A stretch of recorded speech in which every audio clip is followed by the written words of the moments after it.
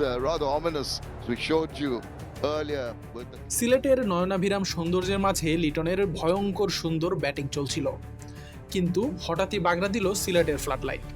হুট করেই বন্ধ ফ্লাডলাইটের একাংশ। এর আগে মিরপুর ও চট্টগ্রামে আন্তর্জাতিক ম্যাচ চলাকালে ফ্লাডলাইট বন্ধ হয়ে যাবার ঘটনা ঘটলেও সিলেট স্টেডিয়ামে এবারই প্রথম। প্রায় মিনিট 10 বন্ধ থাকার পর যদিও আবারও শুরু হয়েছে ম্যাচ। আগে বাংলাদেশ সহ উপমহাদেশে প্রায়শই এমন বিভ্রাট দেখা গেলেও ইদানিং আর খুব একটা দেখা যায় না। এই ফ্লাডলাইট বিভ্রাট মনে করিয়ে দিল গুরুত্বপূর্ণ ম্যাচ চলাকালে ফ্লাডলাইট নিভে যাবার তেমনই কিছু ঘটনাও। বাংলাদেশের ক্রিকেটে ফ্লাডলাইটের এই বিভ্রাট নতুন কিছু না। 2016 এশিয়া কাপের ফাইনালেও ফ্লাডলাইটের কারণে বন্ধ হয়েছিল খেলা।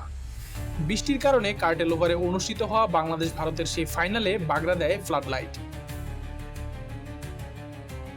একই বছর চট্টগ্রামে ইংল্যান্ডকে আতিথ্য দেবার সময় তৃতীয় ওয়ানডেতে ঘটে এমন ঘটনা।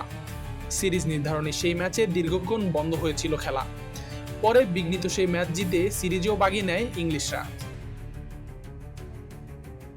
2019 সালে জিম্বাবুয়ের সাথে সিরিজ চলাকালে মিরপুর ছেয়ে যায় অন্ধকারে।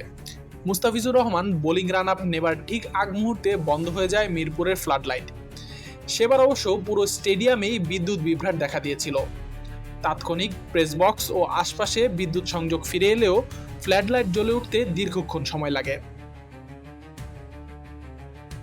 বছর দুয়েক আগে একবার অগ্নিকাণ্ড ঘটে শেরে বাংলা স্টেডিয়ামের ফ্লাডলাইটে। 2023 এশিয়া কাপকে সামনে রেখে অনুশীলনে ব্যস্ত ছিল বাংলাদেশ। তখন হুট করেই আগুন জ্বলে ওঠে মিরপুরের ফ্লাডলাইটে, যদিও কিছুক্ষণের মাঝেই সে আগুন নিয়ন্ত্রণে আনা সম্ভব হয়েছিল। আশিকুর রহমান শান্ত, ডি স্পোর্টস।